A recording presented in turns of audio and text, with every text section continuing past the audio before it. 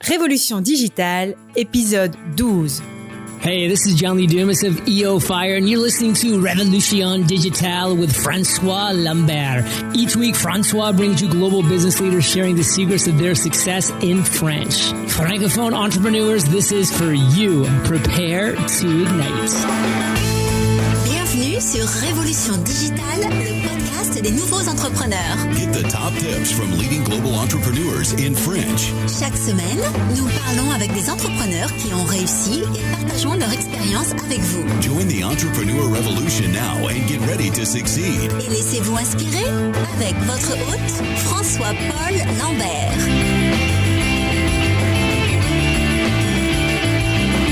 Bâtisseurs et bâtisseuses de la nouvelle économie, bien le bonjour, ici François-Paul Lambert, bienvenue sur Révolution Digitale, le podcast qui vous présente en français le parcours des entrepreneurs les plus inspirants en francophonie, mais aussi dans le reste du monde. Si c'est la première fois que vous nous rejoignez, merci pour votre visite. Révolution Digitale est diffusée 2 fois par semaine, tous les mardis et les jeudis, et les comptes rendus de tous les épisodes sont disponibles sur notre site web révolutiondigitale.fr. Restez avec nous et n'oubliez pas d'ajouter le podcast à votre liste iTunes ou votre flux RSS préféré. Vous pouvez aussi nous suivre sur Twitter, Instagram et Facebook. Vous trouverez tous les liens dans le compte-rendu de l'épisode sur notre site internet également. Vous êtes la tribu digitale. Alors sans plus attendre, let's get inspired.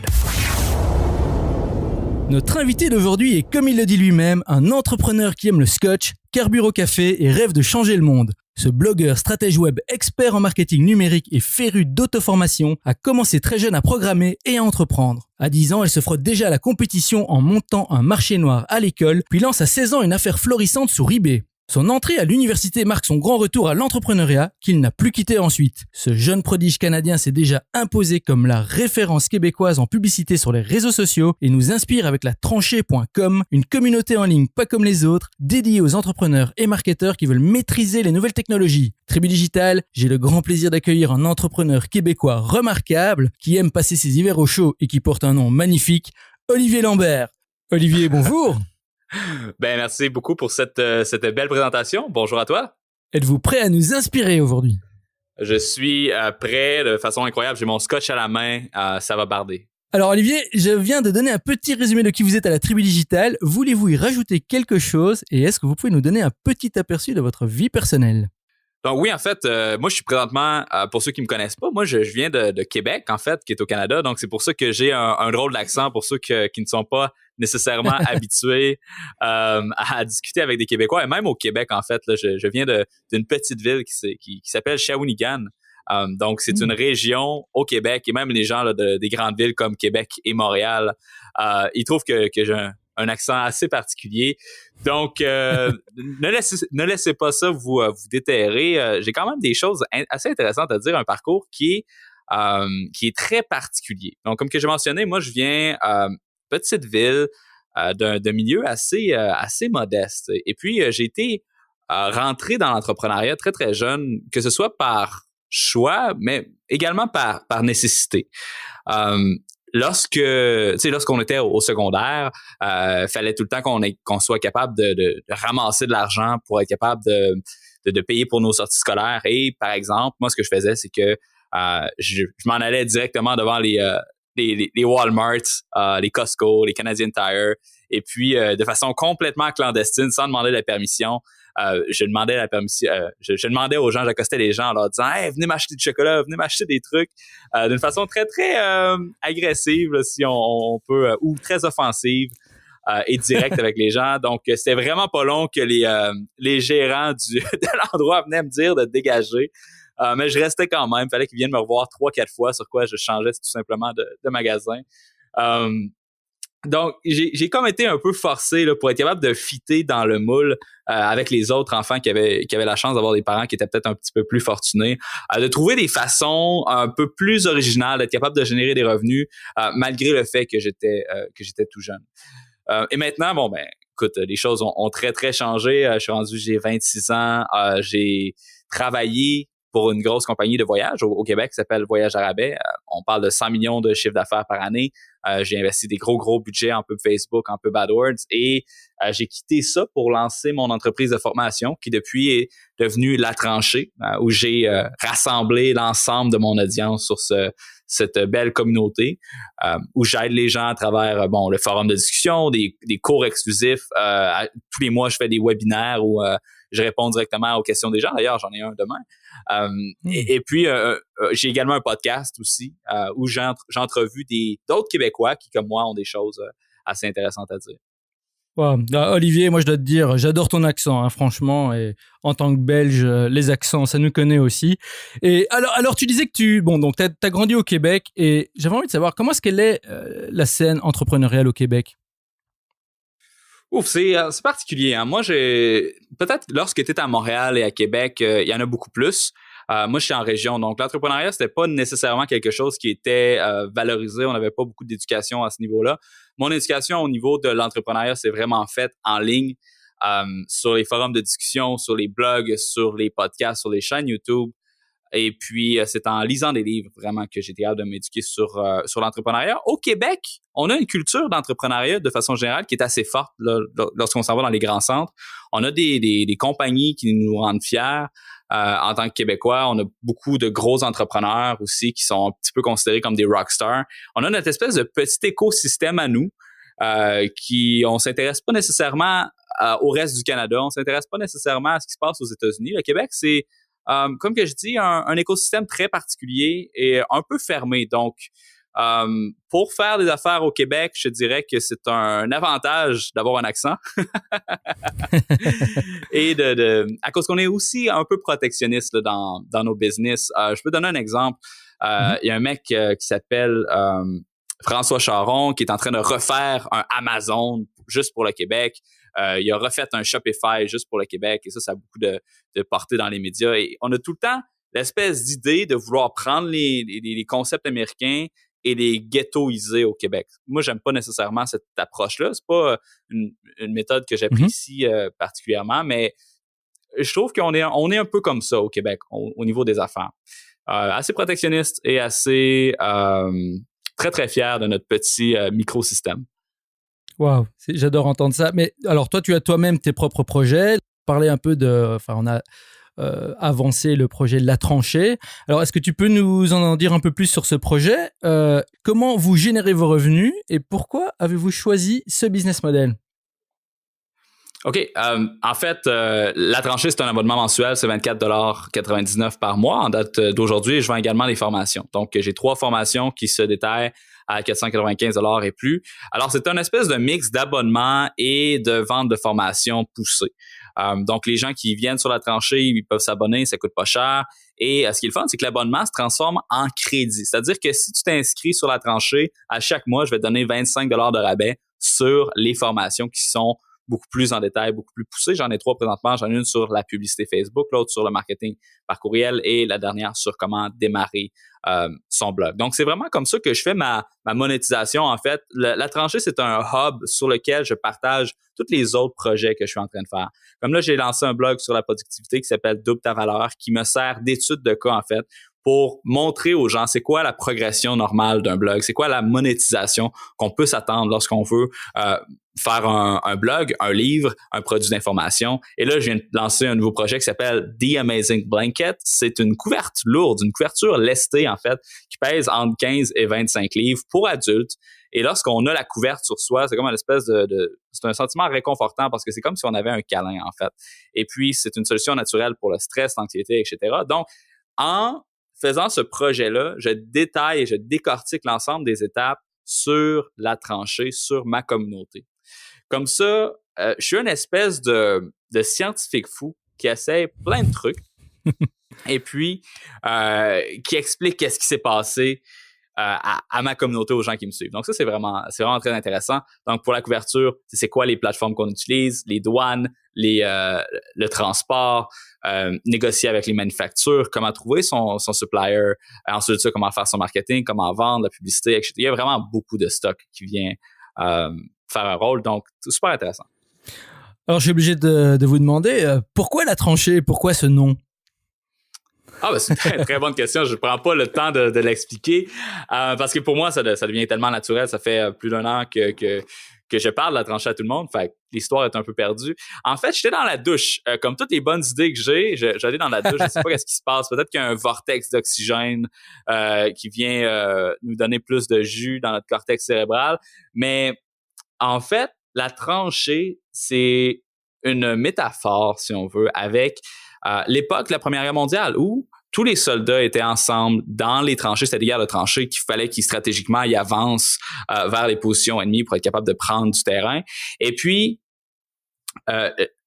l'espèce de... Ce que je veux représenter, c'est le sentiment d'entraide et de collaboration de tous ces soldats-là qui devaient cohabiter dans cette tranchée-là. À cause qu'ils habitaient là, ils mangeaient là, ils allaient aux toilettes là. C'était leur vie. Et quand tu es un entrepreneur, on fait souvent des allusions là, entre l'entrepreneuriat et le monde militaire. OK, je veux vraiment pas manquer de respect à n'importe quel soldat qui a été au combat et qui a subi des traumatismes graves ou peu importe. Je veux pas non plus minimiser les choses que nos héros de guerre ont fait durant la Première Guerre mondiale, mais je pense que la métaphore est une bonne métaphore entre l'entrepreneuriat et l'armée, et de dire que quand tu es en train de travailler, de bâtir une entreprise, de bâtir une business, t'as de la boîte jusqu'aux genoux, t'es dans la boue en train de travailler, tu te donnes complètement et tu te bats pour ta vie, dans un certain sens, parce que ton entreprise, c'est ta vie. Et c'est un endroit pour te retrouver avec d'autres personnes qui sont exactement dans la même situation que toi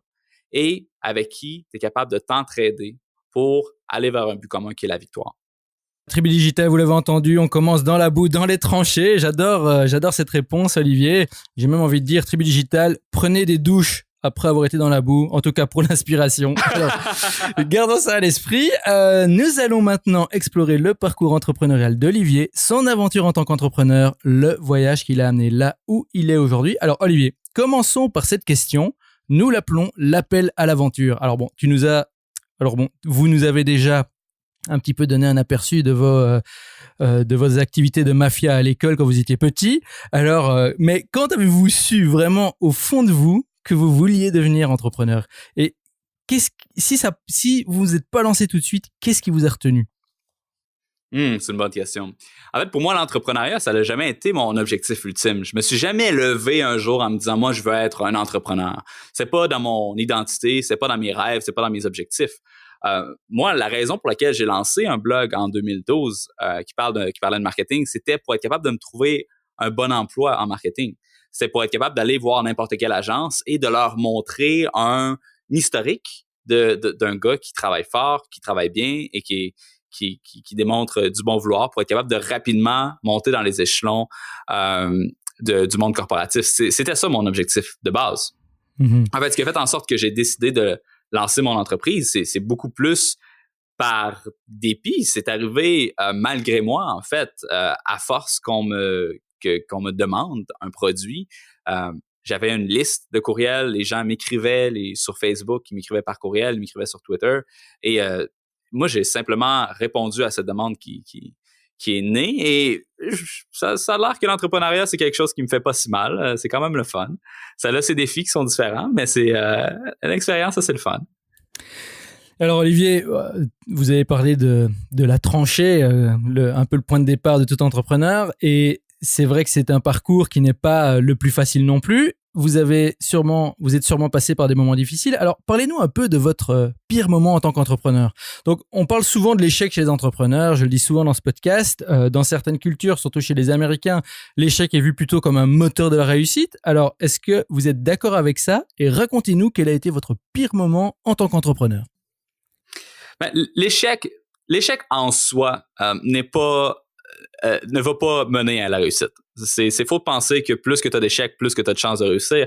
En fait, l'échec, c'est un point de départ.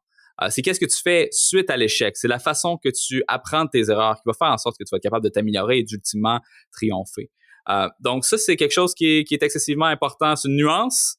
C'est une nuance. Donc je dis pas que c'est faux complètement de dire qu'il faut échouer en affaires et qu'on est capable de renaître de ses cendres.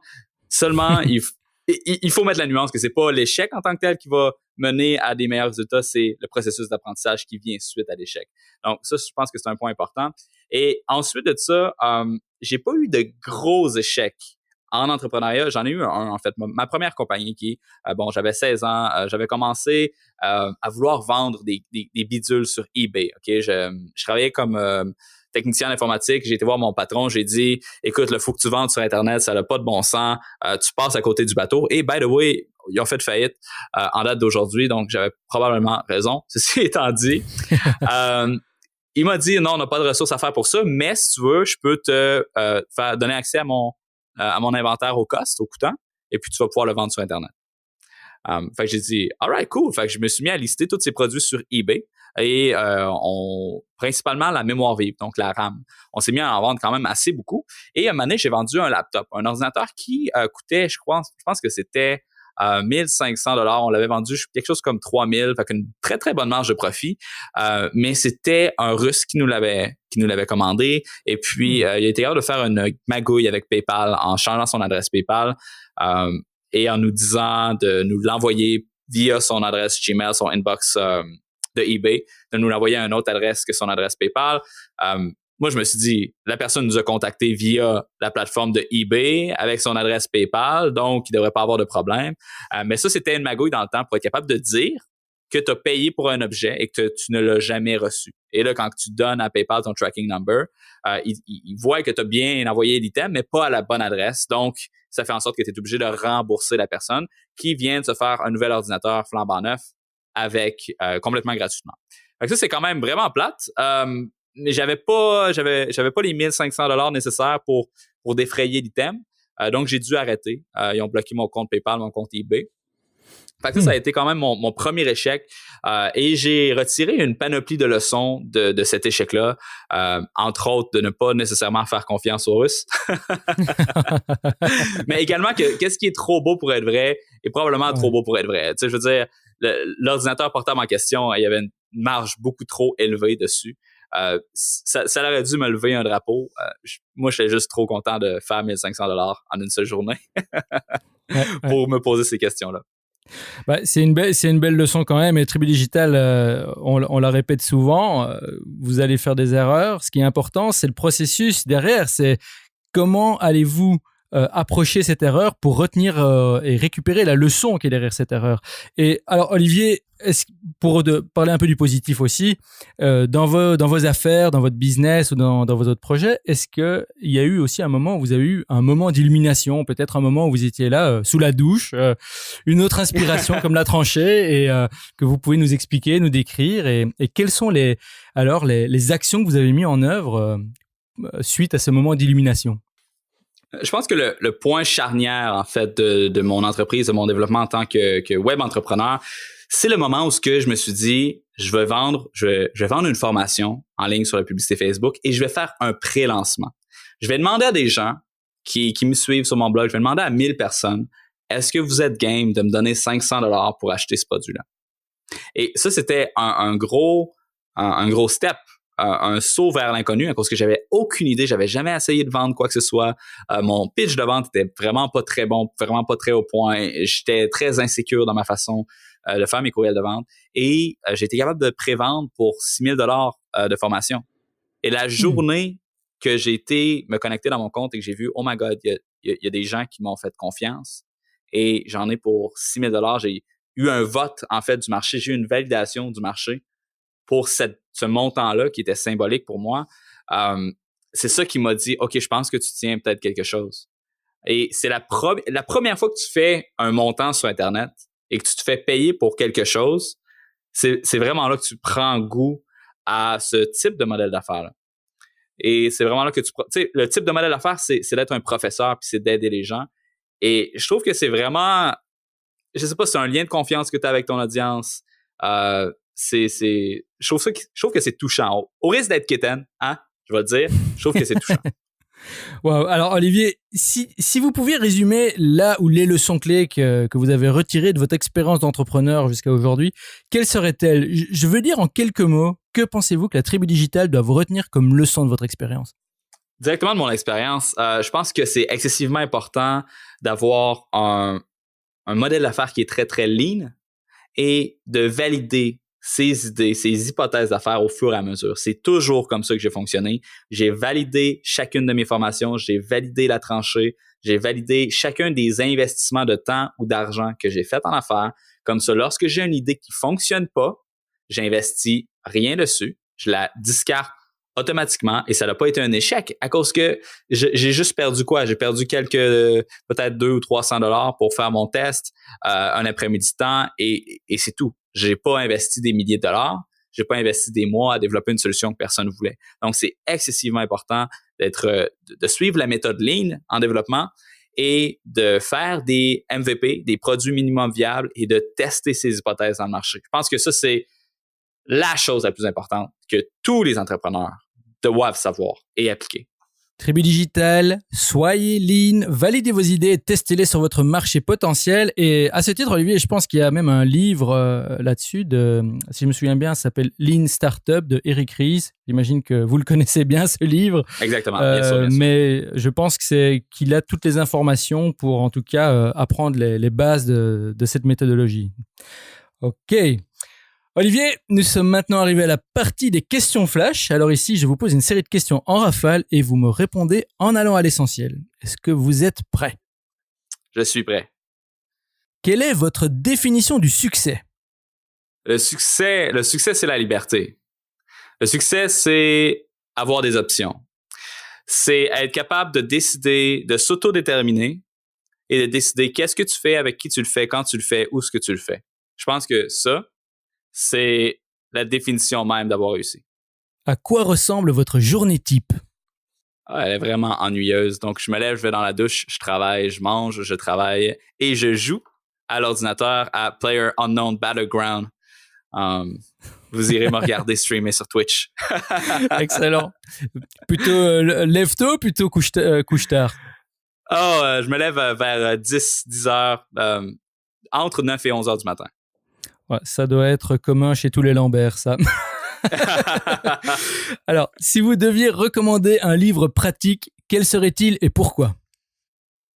Donc, définitivement Lean Startup qu'on a déjà mentionné. Il y en a une tonne de livres, mais c'est parce que les livres, c'est l'impact que va avoir un livre dans ta vie dépend vraiment du contexte dans lequel tu lis. Donc, ça se peut que je réfère un livre qui, pour moi, a été comme incroyable, que quelqu'un d'autre qui est ailleurs dans sa vie va le lire, va faire comme « c'est pas si bon que ça ». Mais honnêtement, il y en a vraiment plein. Stumbling on Happiness de Daniel Gilbert, qui est vraiment bon. Thinking Fast and Slow de Daniel Kahneman, vraiment incroyable. Beaucoup de livres sur la psychologie, à cause que moi, j'ai comme croyance fondamentale que la chose qui te bloque dans la vie, le plus souvent, c'est pas le contexte, c'est pas les restrictions externes, c'est toi-même. C'est toi qui es ton propre bottleneck à ton propre succès et à ton propre bonheur. Donc, je pense que c'est important d'adresser tout ce qui est de regarder en dedans pour les solutions avant de regarder à l'extérieur. Et ce genre de livres-là qui vont traiter de la psychologie sont excessivement pertinents, spécialement pour les entrepreneurs. Très bonne recommandation et nous mettrons toutes les références sur le site internet, bien entendu. Alors, question suivante. Quels outils ou applis, productivité ou autres, utilisez-vous régulièrement? Oh, c'est une bonne question. L'outil que j'aime le plus, c'est mon Surface Book de Microsoft. Honnêtement, je suis un fan de ce laptop-là. C'est vraiment incroyable. J'en ai une tonne d'outils que j'utilise, bien sûr, pour être plus productif. On utilise Todoist pour nos tâches au bureau. J'utilise, ensuite de ça, comment ça s'appelle? Rescue Time. C'est un logiciel que tu installes sur ton ordinateur et qui fait le décompte de tout ce que tu fais. Donc, les sites web que tu visites, les applications que tu lances, etc. Et à la fin, ça te donne un bilan. OK, tu as travaillé 30 heures cette semaine, tu as joué 20 heures. Et ça te dit exactement où est-ce que tu as passé ton temps. Comme ça, tu es capable d'optimiser tes habitudes de travail pour être plus productif. Donc, ça, c'est vraiment, vraiment très intéressant. Phrase Expander, qui est aussi un logiciel sur Windows pour être capable d'avoir des raccourcis clavier pour, basiquement, plus jamais avoir à écrire de courriel redondant. Ça aussi, c'est très, très cool. Il y en a plein d'autres, je pourrais continuer, là, mais on va s'en tenir à ces trois-là. Super. J'utilise moi-même Rescue Time et j'avoue que je suis souvent déprimé lorsque je vois le temps que j'ai passé sur ma boîte email et ça me rappelle que je dois trouver un nouveau système pour ça. C'est bon. Alors, qu'est-ce qui vous inspire ou vous passionne en ce moment? Quels sont les domaines qui vous paraissent prometteurs? Les domaines qui me paraissent le plus prometteurs. Bon, écoute, il y a plusieurs domaines qui sont comme en en expansion présentement. On parle beaucoup de la technologie blockchain avec les Ethereum, avec les Bitcoins. Donc ça, c'est définitivement quelque chose qui m'intéresse, quelque chose sur quoi je serais excessivement sceptique aussi. Il faut pas oublier la leçon que j'ai appris avec les Russes. Quand c'est trop beau pour être vrai, ça l'est probablement. Donc il y a beaucoup de scams, beaucoup d'arnaques dans ce domaine-là présentement. C'est à surveiller. Peut-être mettre un 10$ par semaine en Bitcoin, on ne sait pas. Peut-être que ça va être votre meilleur investissement de votre vie ou votre pire, on ne sait pas. Donc ça, je trouve que c'est intéressant. D'autres domaines qui m'intéressent beaucoup en tant qu'entrepreneur présentement, c'est que là, j'ai 2 employés maintenant. Donc toute la dynamique de travail d'équipe, je commence à lire beaucoup sur ce sujet-là. Comment être capable de gérer les tâches pour faire en sorte que les gens restent motivés, qu'ils restent comme qu'ils veulent travailler, qui aiment leur travail, qui se sentent bien. Donc, ça aussi, c'est quelque chose qui m'intéresse beaucoup en ce moment. Et également, je suis en train d'étudier beaucoup la science de l'apprentissage. Comment faire en sorte que les gens apprennent plus rapidement, plus facilement à cause que je veux intégrer ça, bien sûr, à mes cours en ligne. Et la dernière, c'est la question back in time. C'est ma préférée.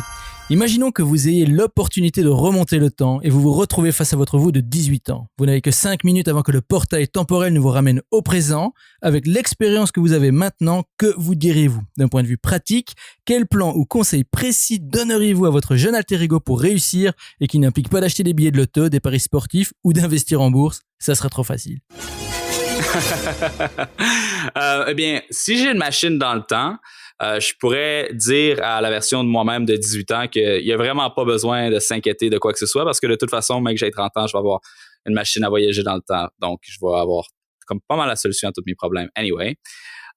Ceci étant dit, si je dois absolument me donner un conseil, je pense que c'est, honnêtement, là, c'est d'avoir plus confiance en moi. Puis ça paraît assez drôle à cause que les gens qui sont dans mon entourage, ils vont dire « OK, Oli, tu manques pas de confiance en toi, arrête de dire ça. » Mais en fait, oui, faut que tu penses plus gros. Faut que tu penses, genre, le contexte dans lequel que tu es, les points de référence que tu as présentement ne sont pas absolus. Ils sont relatifs. Et comme que j'ai mentionné, moi, je viens de Shawinigan, j'ai aucun point de référence de personnes qui ont eu beaucoup de succès. Les seuls que j'avais, c'était justement les mentors que j'avais à travers les podcasts, à travers les livres, à travers les blogs. Et moi, j'avais encore la mentalité d'un petit garçon de région qui voulait pas grand-chose dans la vie. Et progressivement, j'ai dû arracher ce conditionnement social-là comme les plures d'oignon, en fait, qu'on épluche une à une et qui prennent beaucoup de temps et qui font pleurer. Fait que ce serait vraiment de pas avoir froid aux yeux et d'oser plus que ce que j'ai osé. Et d'être mollo sur l'alcool aussi. Tribu Digital, osez, ayez confiance en vous, développez cette confiance, voyez grand, ne buvez pas trop, comme Olivier vous le recommande. Olivier, merci, nous sommes maintenant arrivés à la fin de l'épisode. Merci vraiment beaucoup d'avoir généreusement partagé toutes ces informations avec nous. Tribu Digital, j'espère que vous avez bien pris note. Je sais qu'il y en a parmi vous qui hésitent encore à se lancer et j'espère que l'aventure d'Olivier vous inspirera à faire le grand saut. Alors Olivier, pour le mot de la fin, que diriez-vous à nos auditeurs de la Tribu Digital qui hésitent encore à se lancer en tant qu'entrepreneur ou qui se sentent bloqués? Si vous aviez un seul conseil à leur donner, quel serait-il? C'est facile, ils ont juste à s'inscrire sur la tranchée et puis on va s'occuper du reste. Inscrivez-vous sur la tranchée Tribu Digital, on vous donnera tous les détails sur la page d'Olivier à la fin du podcast. Olivier, je suis obligé de vous demander aussi, est-ce que vous avez un petit conseil marketing web à donner à la Tribu Digital? Écoute, il y en a une tonne. Si on veut faire rapide, assurez-vous que le pixel Facebook est installé sur votre site web. Faites-vous un groupe Facebook, utilisez les chatbots Facebook, faites du remarketing Facebook et puis créez du contenu vidéo. Si vous faites des Facebook Live, c'est vraiment très, très génial et soyez constant dans votre création de contenu. Olivier, vraiment merci. Ce fut un plaisir et un honneur de vous avoir parmi nous aujourd'hui. Alors, avant de nous quitter, dites-nous comment rester en contact avec vous sur les réseaux sociaux ou ailleurs. Et si vous avez une annonce à faire, la Tribu Digital vous écoute. OK, donc Facebook, Olivier Lambert, Scotch Marketing et Domination Mondiale. C'est ma page que j'utilise. Il y a olivierlambert.com qui est mon blog personnel. Latranchée.com, bien sûr, qui est le site de ma compagnie. Et le blog qu'on a lancé, moi et ma sœur, il y a environ 1 an, on vient de finir le livre. Donc, j'ai écrit un livre qui traite de productivité. Si ça vous intéresse, doubleTavaleur.com. Tous les détails du livre sont présents. Vous allez pouvoir télécharger les 4 premiers chapitres gratuitement. Waouh, super. Tribu Digital, vous venez d'entendre Olivier Lambert partager avec vous son expérience et ses conseils. C'est à vous de jouer maintenant. Rejoignez-nous sur revolutiondigital.fr et tapez Olivier dans la barre de recherche. Vous aurez accès à sa page dédiée avec toutes les informations et les références dont nous avons parlé aujourd'hui. Et bien sûr, n'oubliez pas de visiter les pages web d'Olivier et de le suivre sur ses réseaux sociaux. Olivier, merci encore d'avoir partagé votre aventure avec la Tribu Digital. Au revoir et je vous retrouve en backstage. Hey Tribu Digital, merci de nous avoir écoutés aujourd'hui. J'espère que vous avez aimé notre entrevue avec Olivier. Venez continuer la discussion avec nous sur Twitter, Instagram, @RevoDigital et Facebook/Révolution Digitale. On vous y attend. N'oubliez pas non plus d'ajouter le podcast à votre liste iTunes ou abonnez-vous directement sur notre site web pour être notifié des prochains épisodes. Vous êtes la Tribu Digital et souvenez-vous, tout semble toujours impossible jusqu'à ce que ce soit fait. Thank you for listening to our guest stories this week. Merci et n'oubliez pas de vous inscrire à notre newsletter pour encore plus de conseils qui vous aident à réussir. We hope you're inspired and ready to move forward with your entrepreneurial dream. À bientôt pour un prochain épisode de Révolution Digitale. Stay inspired!